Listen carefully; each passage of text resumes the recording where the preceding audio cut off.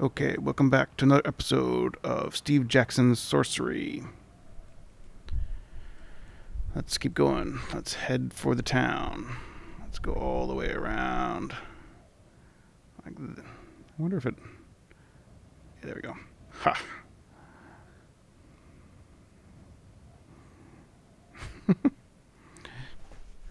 Some way down the hill, you stop for a rest and sit on a boulder to survey what lies ahead.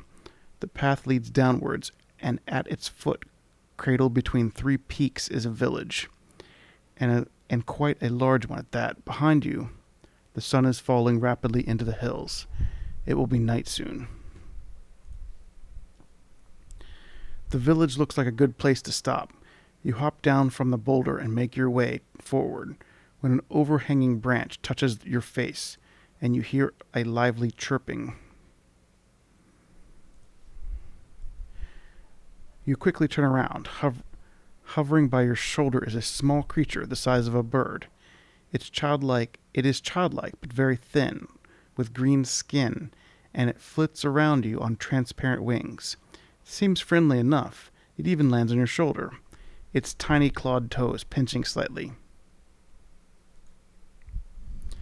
Let's cast a spell like we always do. Let's see. What's a good one to cast? Let's see, there's one that you can talk to creatures with. Looking at my list over here. I think it's called Wrap, but I think I need a wig. So I have the skull cap. I wonder if that would be useful. Telepathy. Nope, can't do that one. So I really need to cast Wrap, but I think I need a green-haired wig for that one. I don't really think there's anything I could actually cast, is there? It's strange. Maybe there's a different way to get the wig that I didn't see. Let's just talk to it. Greetings, little creature. And hello to you, the creature replies, charming. My name is Jan. What are you? The creature does a backflip and gives a low bow. I'm a mini-mite. Pleased to meet you. It reaches out a tiny hand and shakes your earlobe. What can you tell me about the village? You point down the valley. Is it safe? That's Brienne. I can never say this. Britanity. It's very safe. It's the largest village in the world of Shamomanti Hills. Every traveler who comes this way spends at least one night there. So it's a bit expensive, especially for mini-mites, but it's pleasant enough. The creature stops hopping up and down. Come on, it grumbles impatiently. Let's get going, can't we? What do you want with me? See that village? The creature replies. The last time I tried to go through, they told me I wasn't welcome, so I wouldn't mind some protection. I guess we can say I can protect you, whatever. I can protect you. The creature squeezes your shoulders gently, like it's like having a spider trying to burrow into your skin. The creature flits onto your your other shoulder once more. You're not in a hurry, are you? It observes. Do you want to sleep out in the rough? Let's get going then. The creature shakes you by the ear in excitement, and you set off along the path once more. You descend into the bowels of the valley. The hills on either side are toweringly tall and throw the village into deep shadow. It would seem a very gloomy, threatening place, but from the streets come the distant sound of laughter and merriment.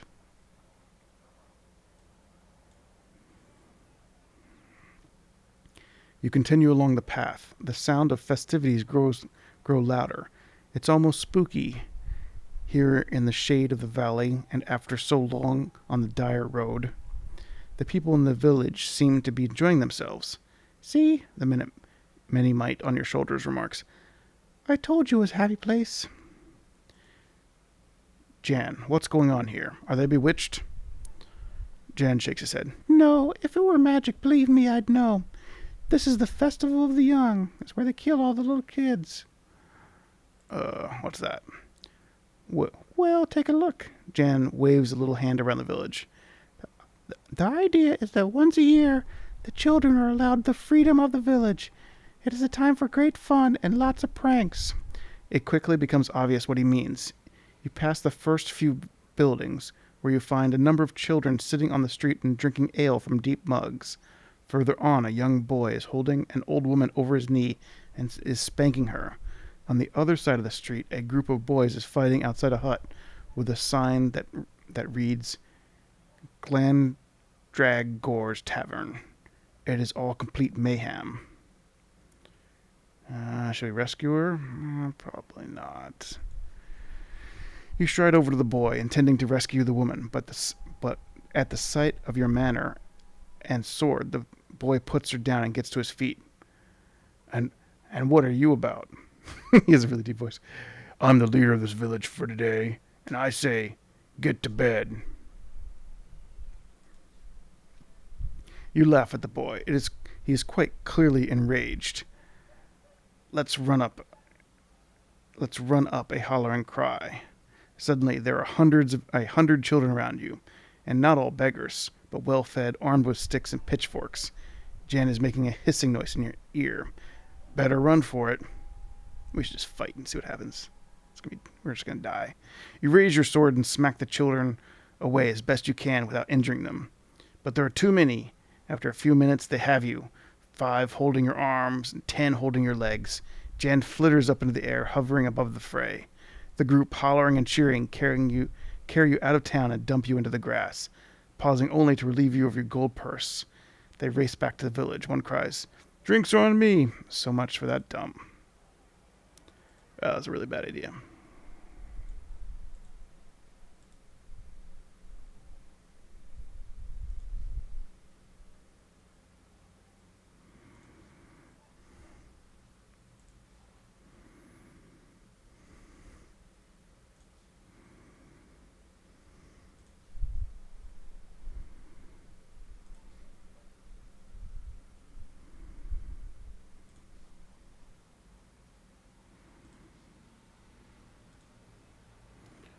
Okay.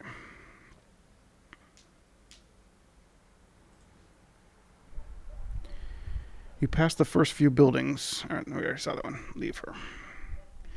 You consider helping the woman, but there's nothing you can do. It is their festival after all.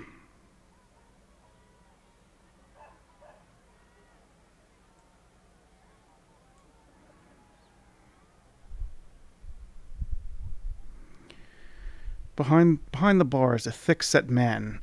A thick-set man is wiping mugs down with an old rag. "Greetings, stranger," he calls. "I'm Glandragor. Can I be helping you?" "Greetings, I've come a long way." "I'm sure you have. Take a seat." And sorry. You do so, and Jan leaps up into the counter. Glandragor seems amused rather than alarmed by the creature. "How much is ale?" "2 gold pieces. It's the finest in town." "Well, it's the only ale in town. I make sure of that." "I don't have any gold." The innkeeper gives you a long, hard look, deciding whether or not he trusts you. Then he relents, pouring you a mug. "Don't tell anyone, but I gave you that, but it's on the house." Glandragor smiles. "You look like you've been on the road a while." "You have no idea." Glandragor nods. "Tell me about yourself." "Me? Why?" He spreads his hands. "I'm a normal enough fellow. What you see is what you get with me. At least that's what I always say." "Tell me about the village." Glandragor shrugs. "Not much to say." "Well, what you see is what you get again. This place keeps on going because it's the only route between Kahar and Cantopani. If one of these mountains or falls or rivers freeze over, this place will be a desert in 2 weeks. I'm headed for Kahar myself." "Of course you are," he grins. "Didn't I just tell you that?" What can you tell me about? Ah, Kahar. I loved a girl in Kahar once. It's the town for love, you know. You have to live every day like it's your last in Kahar, because the chances are high that it will be. Now there's a city of thieves if there ever was one. I'm sure you'll be right at home. I'll survive. Good for you, he replies with a nod. I suppose the worst that happened to me was there was a broken heart in the end. Dragnor goes back to wiping down his bar. Then a thought occurs to him. You'll be passing through Torrepani, I suppose. The Sivans in Torrepani are normally pretty a merry lot, but they're pretty depressed at the moment. There's a real gloom about the place. What's the matter with them? Oh, well, he thinks for a moment, then waves away whatever was on the tip of his tongue. I'm not. I'm sure it's nothing to concern you.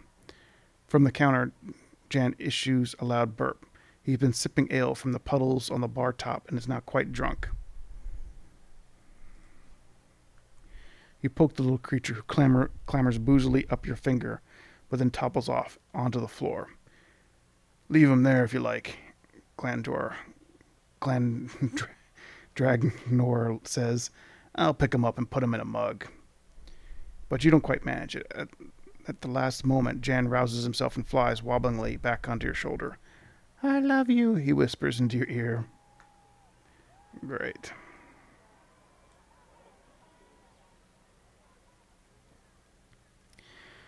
You head out of the tavern and turn a corner to find a group of girls standing by a signpost pointing to the crystal waterfall. They are tripping up their elders as they pass and giggling. You stop by the group and ask them about the waterfall, but they are too distracted by Jan, whom they delight in poking, tickling, and generally cooing over. After a few minutes of asking about the waterfall, you give up and walk away. One of the girls calls back, "Come back!" Another shouts, "The water's good for you." Jan sighs, already missing the attention, but comes back to rest on your shoulder. You leave the girls to their snickering.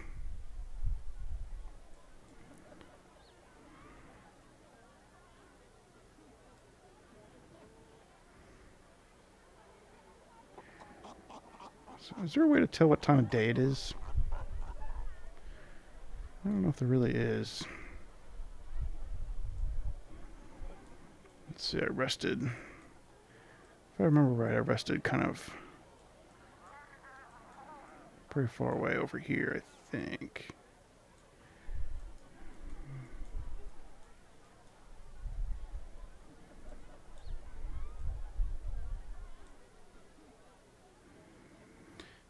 You find the village inn buried under a rocky overhang.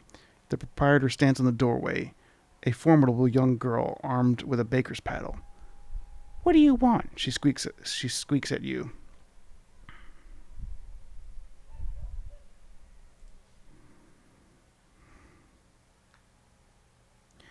A bed. 5 gold pieces, she says. Plenty of travelers, and Burrit Auntie. We only want the best. You shake your head. That's too much. You run a lowly inn, not a palace. The girl scoffs back at you. Jan hops up and down. Just you and me, then. Be quiet.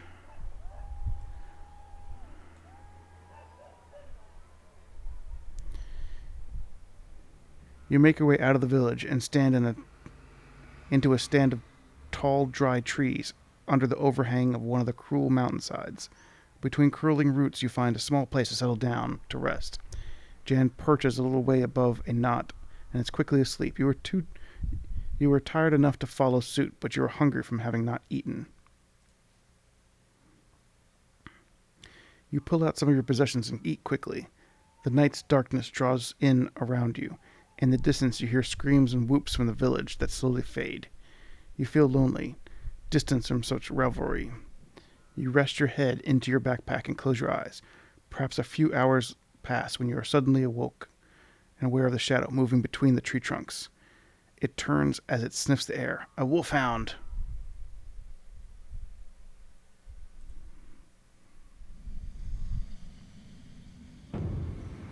Let's see what we can do. Can we do jig on it? Always like jig. Oops. Nothing better than making everything dance. Nothing seems to happen. Oh, the wolf can't dance.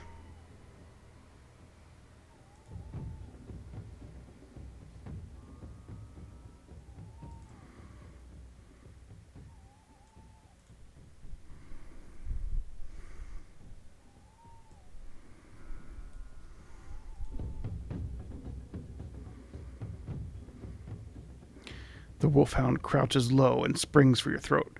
You hurry backwards, stumble, and then roll away as the creature lands deep into the blade of your sword. The wolf howls with rage and fury. As the wolfhound grows weaker, its snarls gets madder. It scrapes at the ground as if digging its own grave.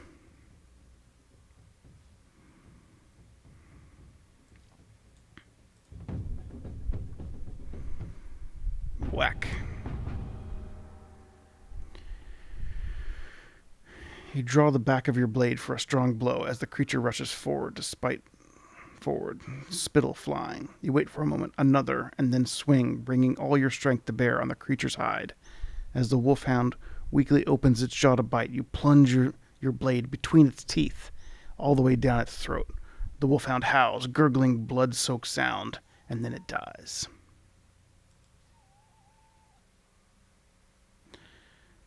The beast defeated, you pause to regain your breath and wipe your sword. Once satisfied, you lay down again to try to sleep. Jan flutters down and resettles on your shoulder. As you sleep, a strange, hunched-over figure shambles through your thoughts, speaking in riddles and offering dread advice. His warning rings in your ears. Greetings, traveler who of luck befrets. And the rest of the night passes silently. We're pretty good on stamina, 15. No reason to reload and redo that battle. I guess I didn't really see the waterfall, though, which is kind of weird. Could have gone to that.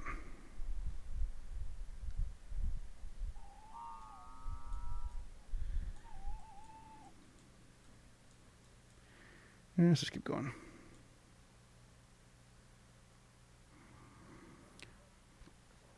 You rise early from your spot beneath the tree. As you gather your things, Jan leaps up onto your shoulder. Ready to go? He chirps. You rejoin the path on the far side of Brianti. The sun sits on the horizon like a gleaming jewel. If all goes well, you will reach Toripani today, the last village in the Shamumanti Hills. After a short climb, the path breaks, heading uphill to the left and downhill to the right. All right, that's enough. That's a good place to stop for the episode. See you next time on Steve Jackson's Sorcery.